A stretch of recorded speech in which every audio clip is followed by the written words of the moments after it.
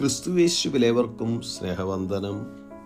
സദൃശ്യവാക്യങ്ങൾ 12:25 മനോവ്യസനം ഹേതുവായി മനുഷ്യന്റെ മനസ്സിടിയുന്നു, ഒരു നല്ല വാക്കോ അതിനെ സന്തോഷിപ്പിക്കുന്നു എന്നെഴുതിയിരിക്കുന്നു.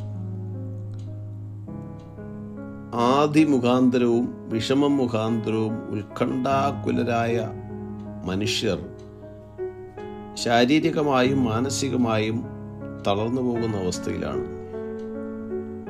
അത്തരക്കാർക്ക് തങ്ങളുടെ ജോലിയിൽ ശ്രദ്ധ ചെലുത്തുവാനോ നേരായി ഭക്ഷണം കഴിക്കുവാനോ കഴിയുന്നില്ല. വിഷമിക്കുന്ന വ്യക്തിയിൽ ശാരീരികമായ ബലഹീനത അനുഭവപ്പെടുന്നു. അങ്ങനെയുള്ളവരോട് പറയുന്ന ഇമ്പമുള്ള വാക്ക് തേൻകട്ടയാകുന്നു. മനസ്സിന് മധുരവും അസ്ഥികൾക്ക് ഔഷധവും തന്നെ എന്ന് സദൃശ്യവാക്യങ്ങൾ 16 നാം വായിക്കുന്നു. തകർന്ന മനസ്സ് അസ്ഥികളെ ഉണക്കുന്നതാകയാൽ ഉത്കണ്ഠപ്പെടരുത്. തിരുവചനം 1 പത്രോസ് 5:7 അവൻ നിങ്ങൾക്കായി കരുതുന്നതാകയാൽ നിങ്ങളുടെ സകല ചിന്താകുലവും അവൻ്റെ മേൽ ഇട്ടുകൊള്ളുവിൻ എന്നെഴുതിയിരിക്കുന്നു. ഭാരം, വിഷമം തുടങ്ങിയവ നാം തനിയെ ചുമക്കരുത്, അത് ദൈവത്തെ ഏൽപ്പിക്കണം. യഥാർത്ഥത്തിൽ ഒരുവൻ ഉത്കണ്ഠപ്പെടുന്നത് വിശ്വാസക്കുറവിൻ്റെ ലക്ഷണമാണ്. നാം വിഷമിക്കുമ്പോൾ ഈ വചനപ്രകാരം നമ്മുടെ ദൈവത്തിന് നമ്മുടെ വിഷമത്തെ മാറ്റുവാൻ കഴിയുകയില്ല എന്നാണ് നാം അറിയാതെയെങ്കിലും പറയുന്നത്.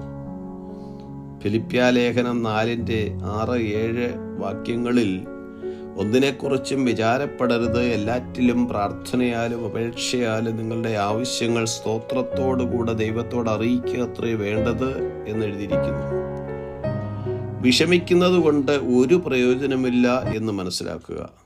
ആകാശത്തിലെ പറവകളെ പോറ്റുന്ന കർത്താവ് നമ്മെ പോറ്റി പുലർത്തും. അവൻ നമ്മെ ഒരിക്കലും മറക്കുകയില്ല.